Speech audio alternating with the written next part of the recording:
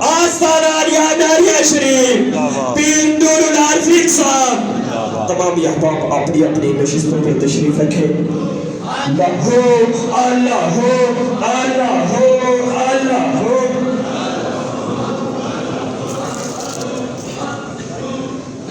تشریف لا چکے ہیں پیر طریقت رہبر شریعت پیر نور العارفین صاحب۔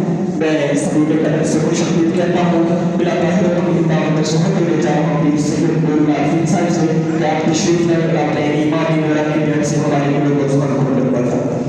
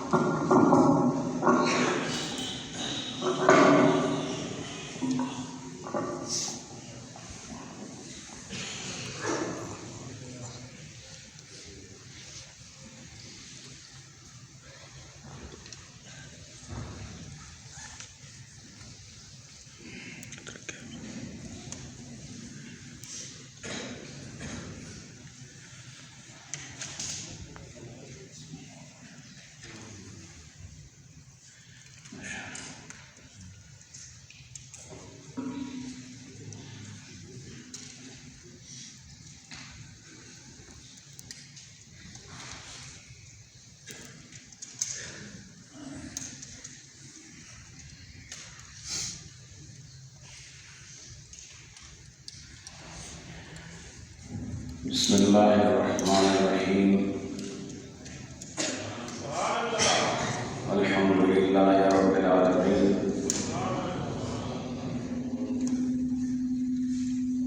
الصلاة والسلام علی محمد وعلی آلہ واصحابہ اجمعین،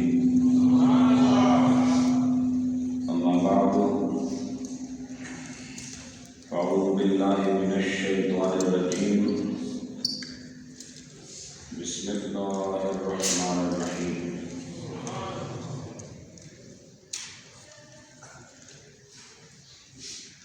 قال اللہ تبارک و تعالی فی حق اولیائہ لا خوف علیہم ولا هم یحزنون۔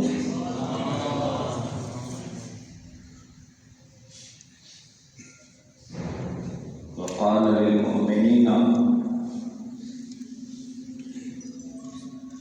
والمتقین وكونوا مع الصادقین۔ باواز بلند درود و سلام کا نذرانہ پیش فرمائیں۔ صلوات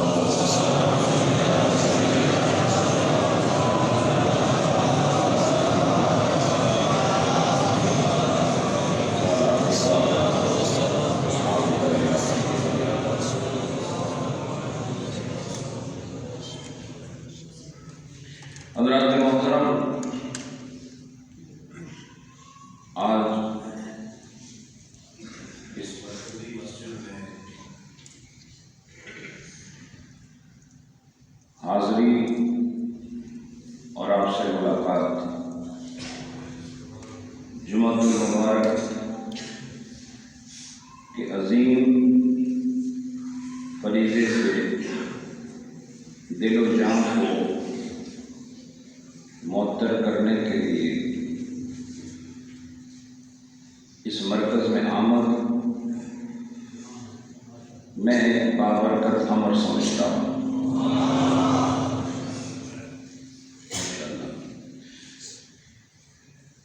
حضرات، جمعۃ المبارک میں اکثر وقت کی کمی کا عنصر موجود ہوتا ہے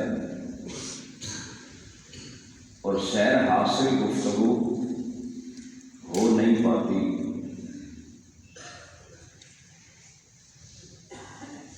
لیکن پھر بھی میں اس مجلس کو اللہ کی ایک نعمت سمجھتا ہوں، اور آپ کو میں یہ بتاؤں کہ ہر وہ شے نعمت ہے جس سے جسم محفوظ ہو جائے اور روح کو طمانینت حاصل ہو جائے۔ اور ایک ایسی مجلس جس میں 7 دنوں کے بعد ایک عظیم نماز جمعہ کی ادائیگی کا موقع بھی ملے اور اللہ اور اس کے پیارے محبوب کے پیغامات کو سننے کا موقع بھی ملے اور عمل کی راہیں کھلنے کے لیے تیار منتظر نظر آئیں، تو ہم سمجھتے ہیں اس طرح کی محفل بھی اللہ کی بڑی بڑی نعمتوں میں سے ایک نعمت ہے۔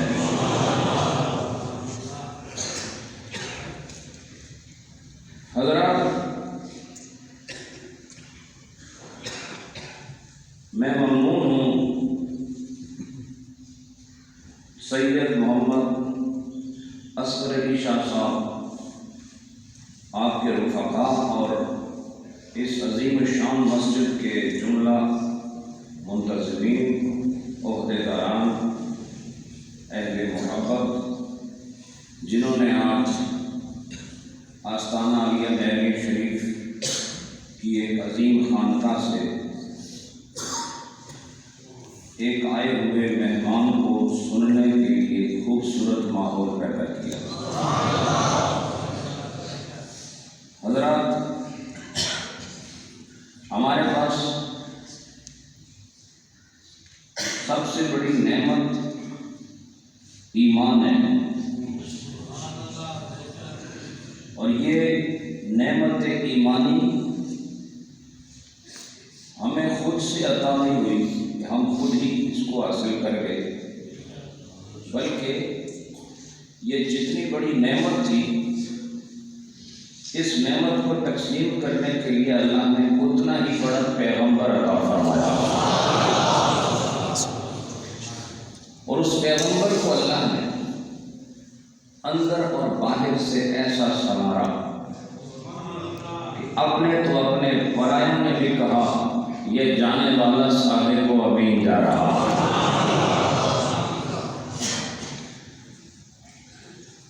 حضرات، ہمارے لیے یہ بھی ایک فخر کی بات ہے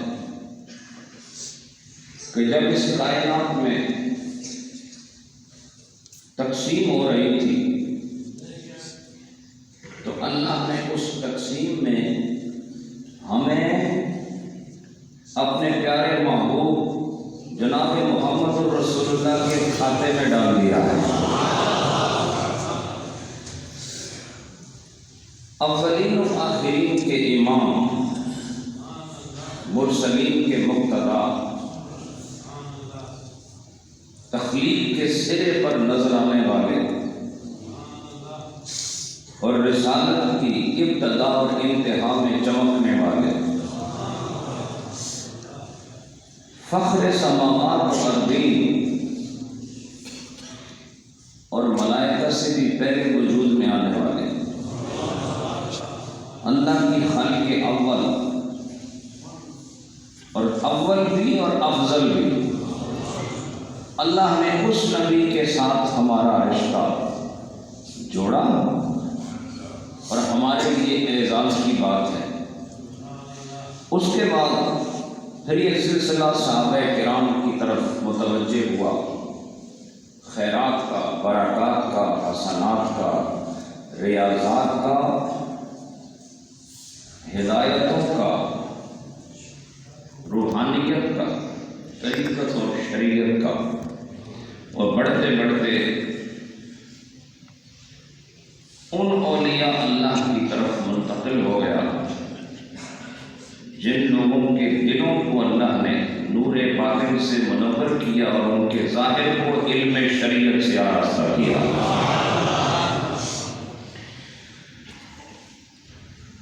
حضرات، نسبت بڑی چیز ہے،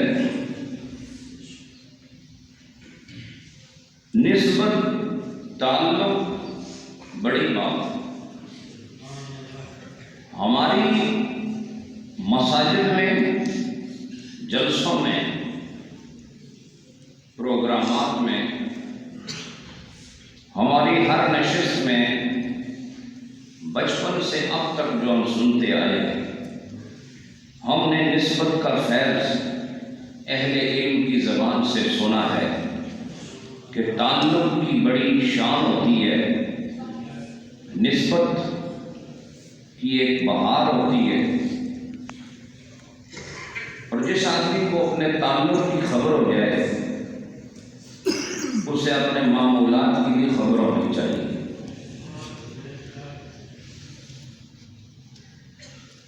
میں مروجہ گفتگو کرنے کا عادی نہیں، اور میری گفتگو کا محور جانتے ہیں آپ؟ محور کیا ہوتا ہے؟ محور وہ چیز ہے، وہ مقام ہے، وہ نقطہ ہے جس کے گرد ہی پھر ساری بات چلتی ہے، اسی کو محور کہتے ہیں۔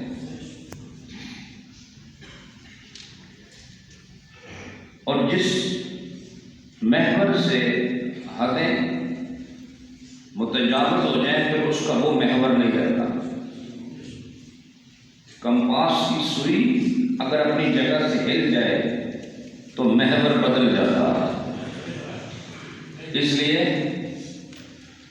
میری گفتگو کا محور صرف اور صرف امت مصطفیٰ کے دلوں کو بیدار کرنا ہے، اور میری گفتگو سے اگر سننے والے کو بیداری نہ ملے تو سننا تو پھر پچھلے 50 سال سے سنتے ہی آ رہے، آپ بھی سن رہے، لیکن ہم سننے کے بعد جو دل میں کیفیت پیدا ہوتی ہے اور اس کیفیت کے نتیجے میں آدمی حق کی جانب جب قدم بڑھاتا ہے تو یہ بات یقینی ہے کہ پھر مجلس کا سننا بھی خیر ہے، اس کی ابتدا بھی خیر ہے، انتہا بھی خیر ہے۔ کیوں کہ ہم نے مجلس کا مغز حاصل کر لیا ہے۔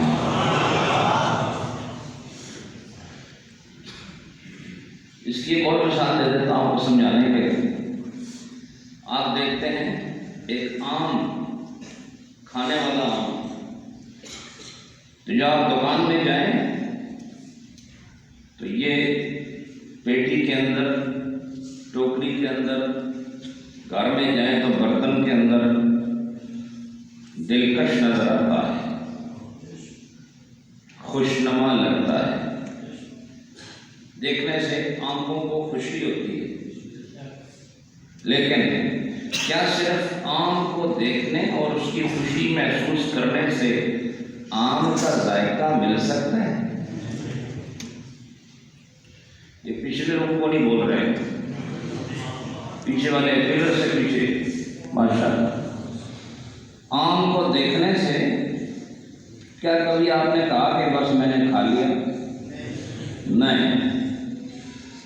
لہذا اگر آپ نے صرف آم کے حسن تک محدود رہنا ہے تو اس کو ہاتھ میں ٹٹولنا ہی کافی ہے، اس کی جلد کو چھو لینا ہی کافی ہے، اس کو دور سے دیکھ لینا ہی کافی ہے، لیکن جس نے اس کی لطافت دیکھنی ہے اور جس نے اس کی شیرینی کو دیکھنا ہے اور جس نے اس کی مٹھاس کو دیکھنا ہے، اس کے لیے لازم ہے کہ وہ اسے اپنے اندر اتار لے اور منہ کے ذریعے سے اسے اس مقام میں پہنچا دے جہاں سے اس کے اندر آم کی حقیقت واضح ہو جائے۔ اسی طرح واز سننا ایسے ہی ہے جیسے آم کو دور سے دیکھ لیا یا ہاتھ میں ٹٹول لیا اور اس کی تعریف کر ڈالی کہ بڑا اچھا آم ہے، لیکن جس نے اس بات سے نصیحت حاصل کر کے عمل کر لیا وہ ایسا ہے جیسے آم کھا کے لطافت حاصل کر کے۔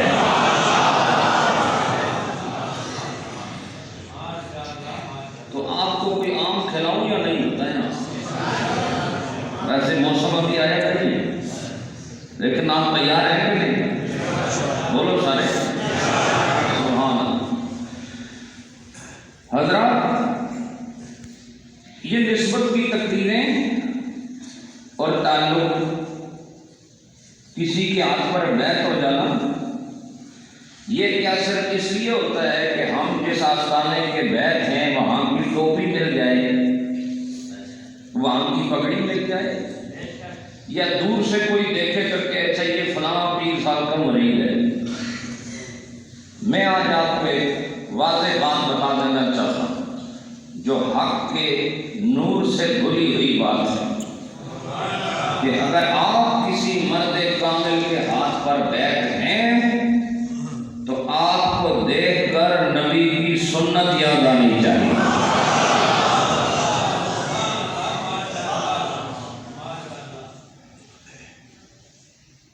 اور یہ ہمارا جو روحانی سلسلہ ہے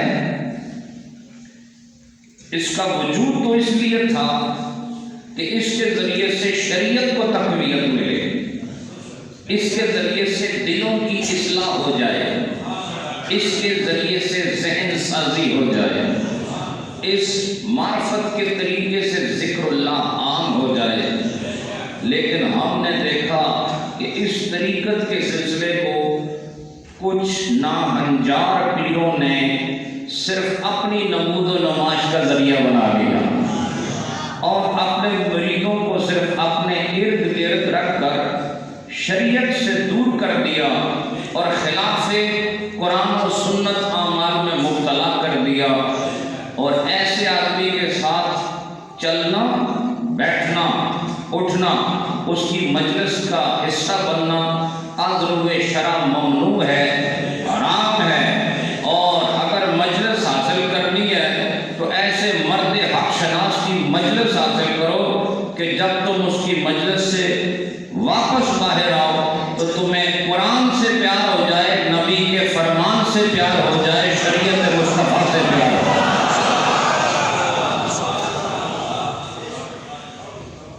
میں دو مثالیں عرض کرتا ہوں۔ رات اگر یہاں نور ٹی وی آتا ہے تو آپ دیکھتے ہی ہوں گے کہ میرے عظیم شیخ جنہوں نے صرف اپنی صورت کی چمک سے نہیں بلکہ عملی اقدام سے ثابت کیا کہ لوگوں کی رہنمائی کے اصل مراکز آستانے ہی ہوا کرتے ہیں۔ میرے شیخ کریم حضور خواجہ خواجگان شیخ العالم امام العارفین اور واقف رموز مثنوی مولانا روم حضور خواجہ پیر محمد علاء الدین صدیقی رحمت اللہ علیہ، ان کے دروس مثنوی آپ نے نور ٹی وی پر دیکھے ہوں گے، اور پھر ایک ایسا لمحہ آیا کہ ہمیں ان کے سانحہ ارتحال کی منزل بھی دیکھنی پڑی، اور آپ بحکم الہی دنیا کو خیر بات کہہ گئے، اور اس کے بعد اس فقیر نے یہ چاہا، کوشش کی کہ ان پیارے لبوں سے جو حسن کی خیرات مثنوی کے فیضان کی صورت میں تقسیم ہوتی تھی وہ دروازہ بند نہ ہو، اور اس دروازے کو کھلا رکھنے کے لیے میں نے اپنے پیر کے در پر اس نیت سے حاضری دی، اور پھر کونیا کی سرزمین ترکی میں خود جلال الدین رومی رحمت اللہ علیہ کی بارگاہ میں پہنچ گیا، اور وہاں سے باقاعدہ مثنوی کا فیضان اس دنیا میں عام کرنے کے لیے خوبصورت حاضری کے بعد میرے دل نے مجھے خود ہی بتا دیا کہ جو کام تیرے عظیم والد نے شروع کیا تھا تو نے اس کو انشاءاللہ آگے جاری رکھنا۔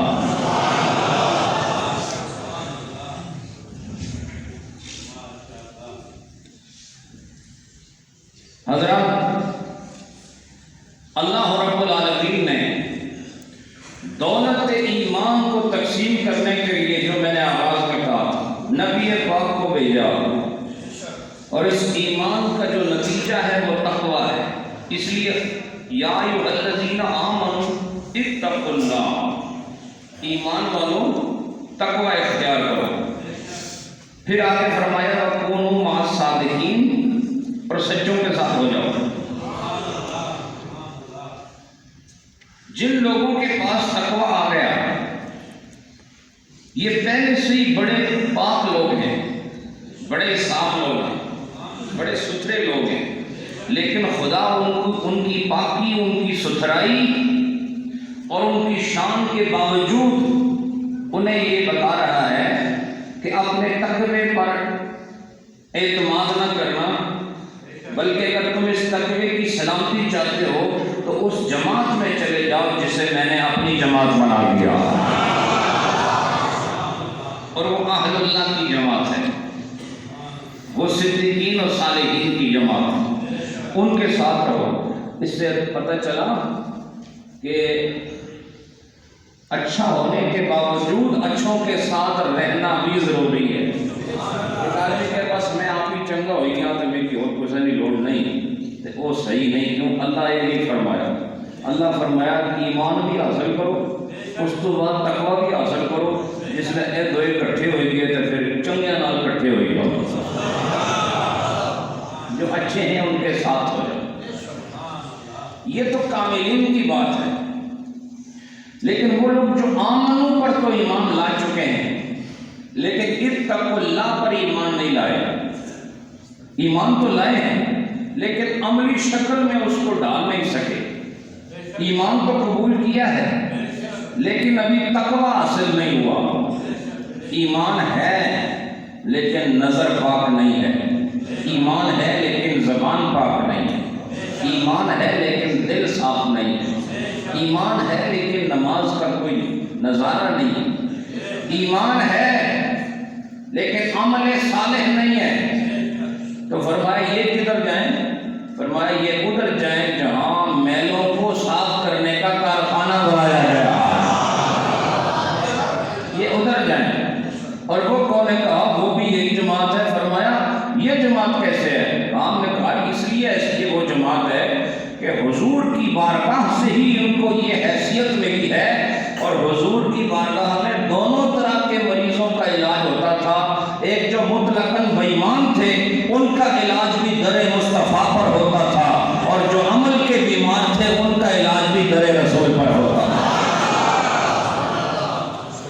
اس لیے فرمایا کہ دونوں طرح کے علاج وہی ہیں۔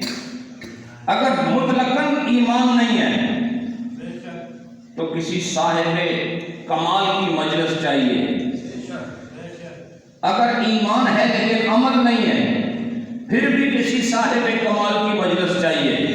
لہذا ایمان والوں کو بھی اہل اللہ کی ضرورت ہے، اور جو بے ایمان ہیں ان کو بھی اہل اللہ کی ضرورت ہے، کیونکہ اہل اللہ کو اللہ نے یہ صفت علی وجہ الکمال عطا فرمائی ہے کہ ادعو الی سبیل ربک بالحکمہ والموعظۃ الحسنہ۔ اس کی خوبصورت تفسیر اہل اللہ کی جماعت ہے کہ یہ زور زبردستی سے بات نہیں کرتے، بڑی بڑی دلیلوں سے بات نہیں کرتے، یہ اپنے کردار کے نور سے سیاہ روح کو خوشرو بنا دیتے ہیں۔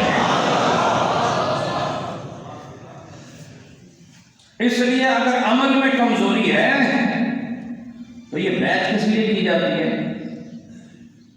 بیعت کس لیے کی جاتی ہے؟ یاد رکھو، اسلام گڑھ کے رہنے والوں، صرف اسلام گڑھ نام رکھنے سے اسلام نافذ نہیں ہوتا۔ ایک یہ بھی بات یاد رکھنا کہ جب تک اسلام تمہاری دلوں کی تختی پر نہ لکھ دیا جائے، دیواروں پر لکھنے سے فائدہ نہیں ہونے والا، اور دل کی تختی پر یہ تحریر ثبت کرنے والے، کندہ کرنے والے، اسے نور کے پانی سے لکھنے والے وہی لوگ ہیں جن کے ہاتھوں کو اللہ نے ولایت کی کرامت عطا فرمائی۔ اس لیے یہ جان لو کہ بیعت کس لیے ہوتی ہے، اور مجھے افسوس سے کہنا پڑتا ہے کہ ہندوستان اور پاکستان میں نہ بیعت کرنے والے کو پتہ ہے کہ میں کیا کر رہا ہوں، اور نہ بیعت ہونے والے کو پتہ ہے کہ میں کیا کر رہا ہوں۔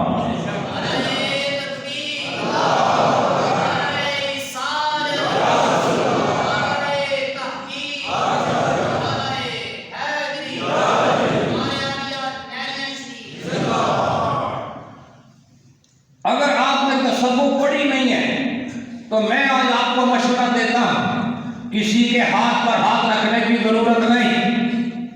اگر آپ کو پتہ ہی نہیں کہ آپ کس میدان میں قدم رکھنے لگے ہیں، تو چند شوخدہ بازوں کی شوخدہ بازیوں سے متاثر ہو کر اپنی قبر اور آخرت کو جلانے کی ضرورت نہیں۔ یہ سلسلہ کیوں قائم کیا جاتا ہے پیر اور مرید کا؟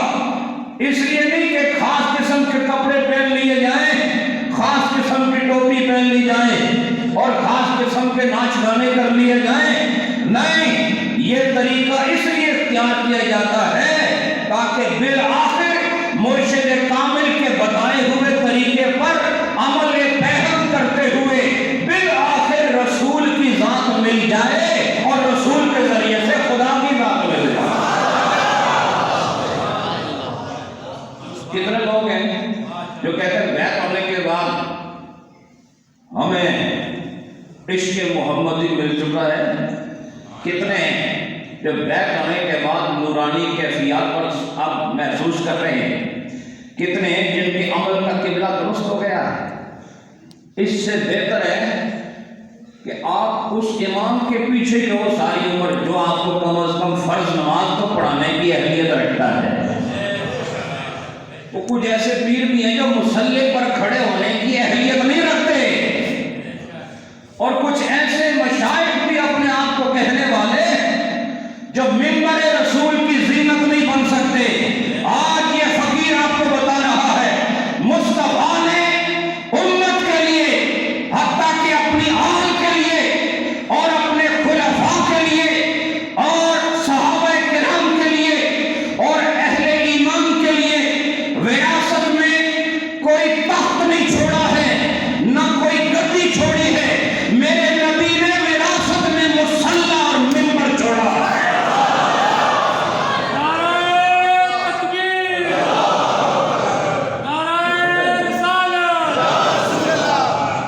حضرات یہ بات یاد رکھنا، اس نبی کی اداؤں کو اگر تم نہیں جانتے اور آنکھ بند کر کے کسی کے ظاہری طریقے سے متاثر ہو کر سب کچھ اپنی محبت اپنا دل قربان کر رہے ہو، تو یہ دیکھو کہیں اپنی آخرت ہی نہ قربان کر دو اور کہیں اپنی قبر ہی نہ قربان کر دو۔ میں اس آدمی کو اللہ کا ولی سمجھتا ہوں کہ جس کے آگے قرآن کھلے تو کوئی شے پوشیدہ نہ رہے، نبی کا فرمان آئے تو فر اس کی شرح کر ڈالے، اور علم فقہ کا سوال کیا جائے تو یہ جھجک کا اظہار نہ کرے، بلکہ امام اعظم کے سینے سے اٹھا کر مسئلہ پوچھنے والوں کو بتاتا چلا ہے۔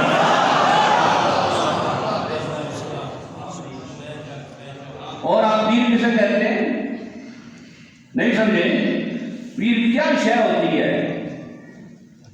آپ اور ہم عمدی تقلید کرنے والے لوگ ہیں، اور آج جتنے آستانے پاکستان میں بن گئے ہیں اس کا نتیجہ کیا نکلا ہے؟ جتنے آستانے کشمیر میں بن گئے ہیں اس کا نتیجہ کیا نکلا ہے؟ بیٹھو بھائی، نتیجہ کیا نکلا اس کا؟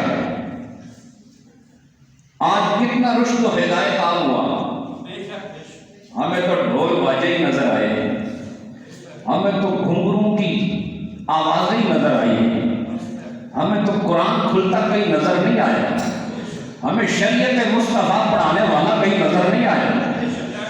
ساری رات مختلف کلام سننے والے، میں کہتا ہوں ساری رات میرے نبی نے بھی جاگ کر گزاری ہے، لیکن ڈھول بازوں کے لیے نہیں، اللہ کی رضا کے لیے قیام اور سجود میں گزاری ہے۔ آپ کس ولایت کی بات کرتے ہیں اور کس تصوف کی بات کرتے ہیں؟ تصوف یہ ہے ناکام آئے تو کامیاب لوٹے، خام آئے تو پختہ ہو کے جائے، شکستہ آئے تو مکمل ہو کے جائے، ادھورا آئے تو پورا ہو کے جائے، بے عمل آئے تو باعمل ہو کے جائے، اور ایسا جائے کہ قبر میں فرشتے انتظار کر رہے ہوں کہ آئے اور ہم خدا کی نعمت اس کی جھولی میں ڈال دیں۔ اب تو پتہ چلے کہ آپ مرید ہیں نہیں سمجھے؟ اور جو چیزیں آپ کو کام آنے والی ہیں قبر میں اور آخرت میں، اگر آپ کا پیر وہ نہیں دے سکتا آپ کو، تو سمجھ لو کہ آپ کسی اندھے کنویں کی طرف مسلسل سفر کر رہے ہیں اور ان قریب گرنے والے ہیں۔ تھوڑی آنکھیں کھولو، اتنی بھی رسموں کی پابندی کی ضرورت نہیں۔ آپ اتنے عقل مند ہیں، اتنے باشعور ہیں کہ آپ جہاں کھڑا ہو وہاں پیر نہیں رکھتے، ایسا ہی ہے؟ مڑا کر ماڑی گلام سے کچھ چنگیاں نہیں لگی ہاں جی تمہاری آدھا میاں صاحب نے کلام پیش کرا تو میاں صاحب نے کلام بھی جنہیں پیش کیتا جانا انہوں نے 99% کی پتہ ہی کوئی نہیں کہ میاں صاحب آپ کیا کہے میں واہ واہ کرنے بلا وجہ۔ میاں صاحب کا کلام جنہوں نے، آپ یہاں کب سے رہ رہے ہیں، ایک صدی گزر گئی ہے، میاں صاحب کا کلام سننے کا فائدہ کیا ہوا؟ اس کلام کی تاثیر آپ میں نظر تو نہیں آئی، اس کا جو نتیجہ تھا وہ تو آپ کو نظر نہیں آیا، صرف انہوں نے اس لیے کلام لکھا تھا کہ لوگ بعد میں واہ واہ کریں اور کہیں میاں صاحب کا کلام بڑا خوبصورت ہے۔ تو میں ایک ولی کامل سے اس چیز کی امید نہیں کر سکتا، انہوں نے اس لیے لکھا تھا کہ لوگ پڑھتے جائیں اور سنورتے جائیں، پڑھتے جائیں اور بنتے جائیں، پڑھتے جائیں اور ان میں انقلاب آنا شروع ہو جائے۔ اس لیے میاں صاحب کا کلام سننے سے فائدہ نہیں ہوگا، میاں صاحب نے جو کہا ہے اس پر عمل کرنے سے فائدہ ہوگا۔ تو اگر آپ ناقص ہیں، میں خود ناقص ہوں، نہیں سمجھے، میں نے تو یہ دعویٰ